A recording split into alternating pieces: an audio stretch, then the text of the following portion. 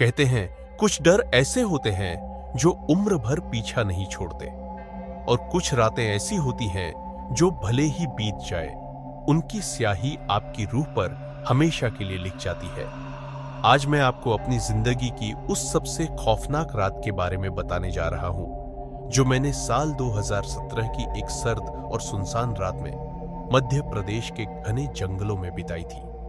उस रात मैंने अपनी आंखों से एक ऐसी चीज देखी थी जिसका जिक्र गांव वाले भी कान में कहते थे, वेंडिगो।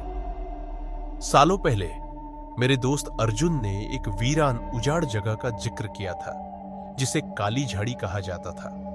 गांव के बड़े बुजुर्ग हमेशा मना करते थे उस तरफ जाने को, लेकिन मैं और अर्जुन जिद्दी थे।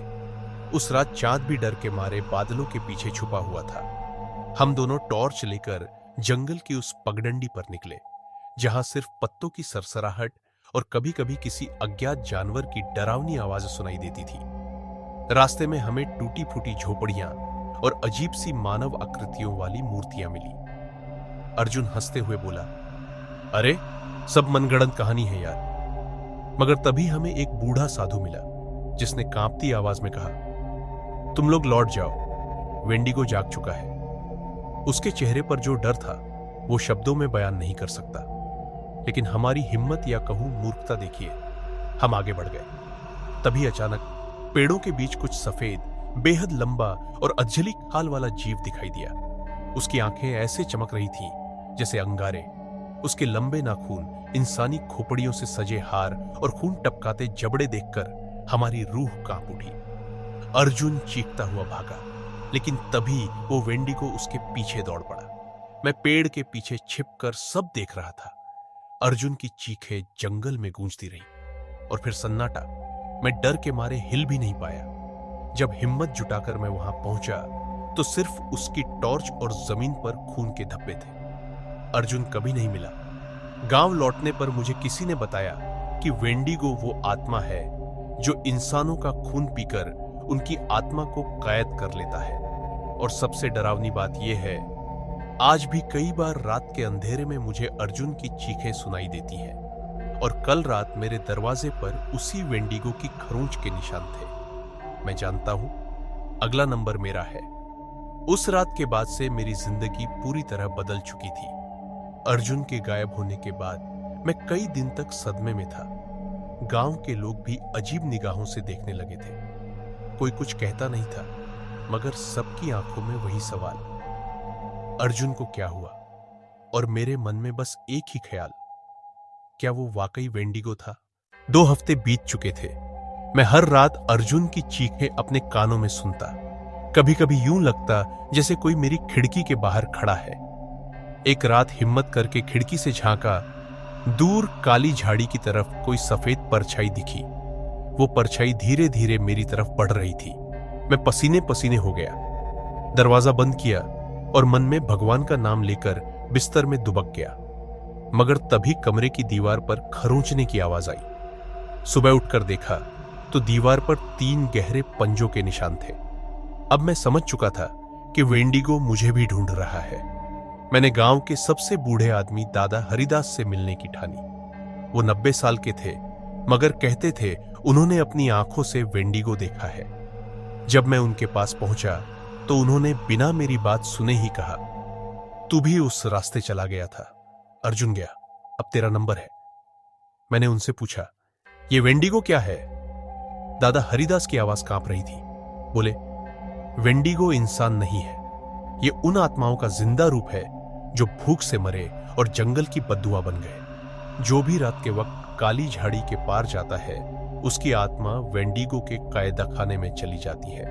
उनका जिस्म गल जाता है, मगर चीखें जंगल में गूंजती रहती है। हर 100 साल में वेंडिगो जागता है और अब वो जाग चुका है। उस रात मैंने तय किया कि मैं अर्जुन को ढूंढूंगा। मैं अकेला ही उस जंगल में गया। आधी रात का वक्त, चारों तरफ घना कुहासा और सिर्फ मेरी टॉर्च की पीली रोशनी। हर तरफ अजीब सी गंध थी, जैसे सड़े हुए गोश्त की। तभी एक पेड़ के पीछे से अर्जुन की आवाज आई, अरे भाई, यहां हूं, बचा ले। मैं खुशी और डर के मिले जुले एहसास के साथ दौड़ा, मगर वहां पहुंचकर देखा तो जमीन पर अर्जुन का अधजला चेहरा पड़ा था, जो मुझसे आंखें मिलाकर हंस रहा था। अचानक वो चेहरा मिट्टी में समा गया। मैं कांपता हुआ पीछे मुड़ा और मेरे ठीक पीछे वेंडिगो खड़ा था। उसकी लाल लाल आंखें, सीने तक लटकती जीभ और हड्डियों से झूलती खाल। वो मेरे इतने पास था कि उसकी सड़ी हुई सांसों की बदबू से मैं बेहोश होते होते बचा। किसी तरह जान बचाकर मैं गांव लौटा। दादा हरिदास ने कहा, तू अब कभी नहीं बचेगा, वेंडिगो तेरे पीछे है, और अगर तुझे बचना है तो तुझे भूख की समाधि ढूंढनी होगी, वहीं उस आत्मा को कैद किया जा सकता है। मैंने अगली रात गांव के 4 पागल समझे जाने वाले बूढ़ों को साथ लिया, जो कभी उस वेंडिगो से जिंदा लौटे थे।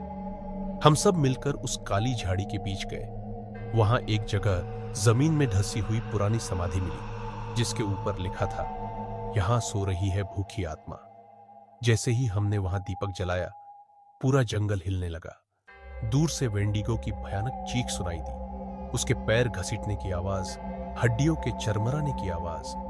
वो हमारी तरफ आ रहा था। हमने मिलकर उस समाधि के चारों तरफ मंत्र लिखे और तभी वेंडिगो आया। उसकी एक डरावनी बात, वो इंसानी शक्लें बदल सकता था। पहले वो मेरी मां की शक्ल में आया, फिर अर्जुन, फिर दादा हरिदास। हर बार डराने की कोशिश, लेकिन जैसे ही मंत्र पूरे हुए, वेंडिगो जमीन में समाने लगा। मगर आखिरी पल में उसने कहा, मैं लौटकर आऊंगा हर 100 साल में और तेरा इंतजार करूंगा। सालों बाद आज जब मैं ये कहानी रिकॉर्ड कर रहा हूं, तो मेरे घर के बाहर फिर वही खरोंच की आवाज आ रही है। खिड़की के बाहर वही सफेद परछाई दिख रही है और अर्जुन की आवाज गूंज रही है, अरे भाई, यहां हूं, बचा ले। उस रात जब खिड़की के बाहर मैंने वो परछाई देखी और अर्जुन की आवाज सुनी, तो मेरा बदन जैसे सुन्न पड़ गया। मैं सांस भी धीरे धीरे लेने लगा। डर इस कदर हावी था कि दिल की धड़कन भी कहीं कोने में छुप कर बैठ गई थी। अचानक बिजली चली गई। पूरा कमरा अंधेरे में डूब गया। सिर्फ बाहर से आती ठंडी हवा की सनसनाहट और खिड़की पर खरोंचने की आवाज, जैसे कोई नाखून से लकड़ी को नोच रहा हो। मैंने हिम्मत करके टेबल से दिया उठाया और जलाया। हल्की रोशनी में देखा, कमरे की दीवारों पर गहरे पंजों के निशान थे, मगर वो इस बार ताजा खून से सने हुए थे। तभी मुझे अपने पीछे किसी के सांस लेने की आवाज आई। मैं डरते डरते पीछे मुड़ा और वहां कोई नहीं था, मगर कमरे के बीचों बीच जमीन पर एक पुराना सड़ा हुआ पोटली जैसा कपड़ा पड़ा था। मैंने हिम्मत करके उसे खोला। उसमें अर्जुन की वही टूटी हुई टॉर्च, एक अधजली लकड़ी की गुड़िया और खून में भीगा हुआ पुराना खत था। खत पर सिर्फ एक ही लाइन लिखी थी, हर 100 साल में एक को साथ ले जाना होता है, अब तू है। मेरी रूह कांप गई। तभी दीवार पर अचानक धुएं से एक आकृति बनी। वेंडिगो की वही लाल आंखें, सड़ा मुंह और हड्डियों की झिलमिलाती खाल। वो मुझसे कह रहा था, तेरा वक्त हो गया है, चल मेरे साथ। मैंने जान बचाने के लिए घर से भागने की कोशिश की, मगर दरवाजा अपने आप बंद हो गया। खिड़कियां जाम, चारों तरफ वही भूख, सड़न और मौत की बदबू। तभी सामने मेरी मां की शक्ल में कोई आया और बोली, बेटा दरवाजा खोल दे, देख मैं आ गई। मैं समझ गया कि वेंडिगो शक्ल बदल कर आया है। मैंने उसकी आंखों में देखा और वो लाल लाल अंगारे जैसी चमक थी। मैं चीखा, तू वेंडिगो है। तभी वो आकृति चीखते हुए धुएं में बदल गई और पूरे कमरे में गूंजती आवाज आई, हर 100 साल में तू मुझसे बच नहीं पाएगा। अगली सुबह जब गांव वाले आए तो मेरा दरवाजा अंदर से बंद था। खिड़की के शीशे टूटे हुए, कमरे में दीवारों पर खून के निशान और जमीन पर वही अर्जुन की टूटी टॉर्च पड़ी थी, मगर मैं कहीं नहीं था। कहते हैं उस रात के बाद मैं कभी नहीं मिला। कोई कहता है मैं वेंडिगो के साथ जंगल में चला गया।